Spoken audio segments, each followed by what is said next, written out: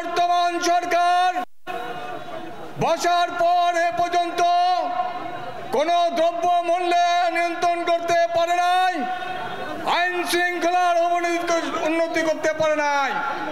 অর্থাৎ আইন কারণ বিগত দিনের যে সরকার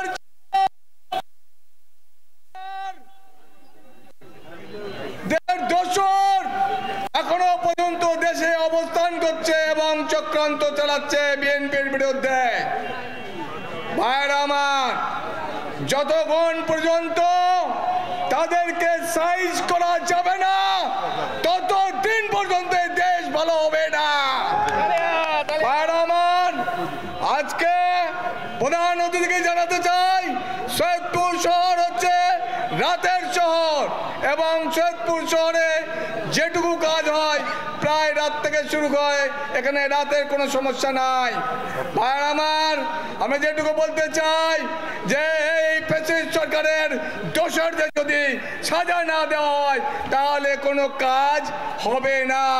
তাই সৈয়দপুরে যারা আওয়ামী লীগেরা ছিল বিগত 16-17 বছর আমাদের উপর নির্যাতন করেছে, তাদেরকে ধরা হচ্ছে না, আইন শৃঙ্খলার কাজ করা হচ্ছে না। আইন শৃঙ্খলা বাহিনীকে বলতে চাই, যে কথাটি শওকত ভাই বলে গেছে, চুনোপুটি ধরে লাভ নাই, না কোথায় আছে তাদেরকে খুঁজে বার করেন, তাদেরকে খুঁজে বার করতে হবে। এবং আজকের প্রধান অতিথিকে বলতে চাই, আপনারা বিভিন্ন পর্যায়ে বসেন মিটিংয়ে, আওয়ামী লীগের দোষরদের যদি না করা যায় এবং সেন্টিগ্রেড যদি না ভাঙা যায় তাহলে দ্রব্যমূল্য নিয়ন্ত্রণ করা যাবে না।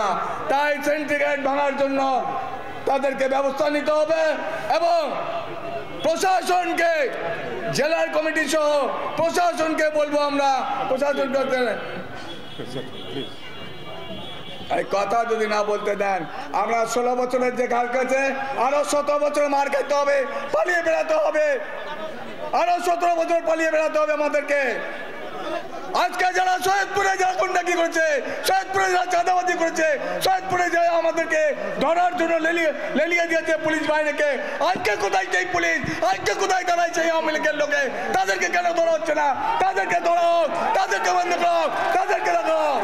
হয়তো অনেকে নাম বলতে চায় না, আপনারা সবাই জানেন সৈয়দপুরের গডফাদার পৌর নির্বাচনে লক্ষ লক্ষ টাকা নিয়ে আমাদের রেজাল্ট পাল্টে দিয়েছে। আমরা বলতে চাই, সেই সকল নেতাকে খুঁজে বার করতে হবে প্রধানকে, নাহলে চলবে না, নাহলে আমরা আন্দোলন করতে চাই।